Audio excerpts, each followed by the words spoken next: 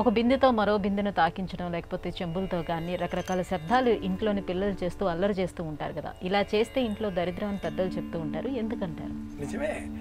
ఇప్పుడు పిల్లలు తమాషా కొద్దీ ఒక చెంబుతో మరో చెంబు ఇలా చప్పుడు చేస్తూ ఉంటారు. చప్పుడు చేయడం అనేక రకాలు. దేవతారాధన చేసే సమయంలో ఘంటానాదం గుర్తువా ఆగమార్థంతు దేవానాం గమనార్థంతు రక్షతాం ఘంటానాదం చేస్తాం. ఆహ్వానం చెప్పే సమయంలో, నైవేద్యం సమయంలో, హారతి ఇచ్చే సమయంలో, స్నపనం చేసే సమయంలో, అభిషేక సేవ నిర్వహించే సమయంలో ఇలా పలు విధాలుగా శాస్త్రీయ కోణంలో గంట ఒక పద్ధతి, వైబ్రేషన్స్, పాజిటివ్ వైబ్రేషన్స్.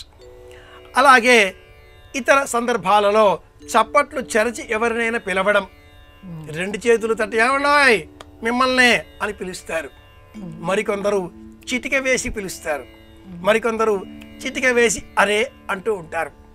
చిటిక వేయడం కూడా తప్పే. చిటిక వేసి ఇతరులను పిలవడం కూడా తప్పే. అలాగే శబ్దం చేసే సమయంలో హుం ఫట్ క్లీం అనే శబ్దాలు చేస్తూ ఉంటారు.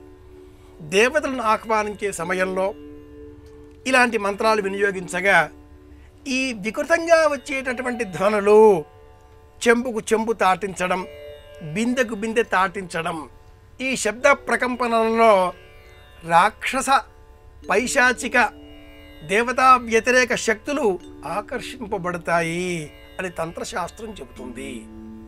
కనుక ఇలాంటి శబ్దాలు చేయరాదు. తలుపులను కూడా అలా వేస్తూ ఉంటే, తీస్తూ ఉంటే, గేటు పైన పిల్లలు ఎక్కి ఆ గేటుని ఊపుతూ ఉంటే కిర్రుమంటూ కర్రుమంటూ శబ్దాలు వస్తూ ఉంటాయి. ఈ శబ్దాలు ఏవి కూడా చేయకూడదు. కొంతమంది పిల్లలు తలుపుకు ఉండేటటువంటి గొళ్ళెం చిలుకు అంటాం, లేదా మరింకేదైనా పదం కావచ్చు, దాంతో ఇలా టకా టకా టకా అని కూడా శబ్దం చేస్తూ ఉంటారు. చిన్న పిల్లలు కదా, పెద్ద పిల్లలు కూడా చేయవచ్చు. కోపంతో ఉన్నప్పుడు చేస్తారు. ఏదో భర్త పైన కోపంతోటో, భార్య పైన కోపంతోటో వాళ్ళు కూడా తలుపులు ధడేలు మన వేయడం. ఎందుకు ఇలా జరిగింది?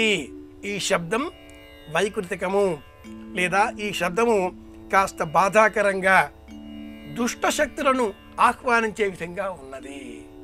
ఇది తెలిసిన ప్రాచీనులు ఇలాంటి శబ్దాలు చేయకూడదు అంటూ ఒక శాసనంలాగా ఆచార రూపంలో సంప్రదాయాన్ని అందించారు. పద్ధతిని, క్రమశిక్షణను నేర్పించడం. చెంబులో నీరు వినియోగించాలి, బిందెలో నీరు భద్రపరచుకోవాలి, అంతేగాని నాదం చేయడం కోసం వాటిని వినియోగించకూడదు కదా. ఇలాంటివి ఏ వస్తువును ఏ పనికి వినియోగించాలో ఆ వస్తువును ఆ పనికే వినియోగించాలి అని చేసే బోధ కూడా ఈ ఆచారంలో ఉంది.